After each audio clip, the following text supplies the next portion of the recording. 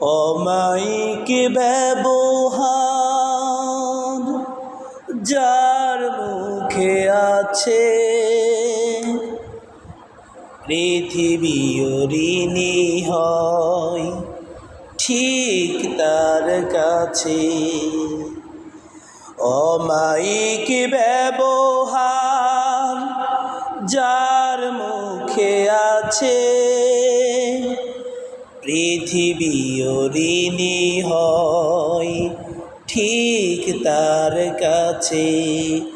ব্যবহার জয় করে মানুষের মন, পরাজিত হয়ে যায় অশ্রু তখন। অমায়িক ব্যবহার যার মুখে আছে, পৃথিবী ঋণী হয় ঠিক তার কাছে।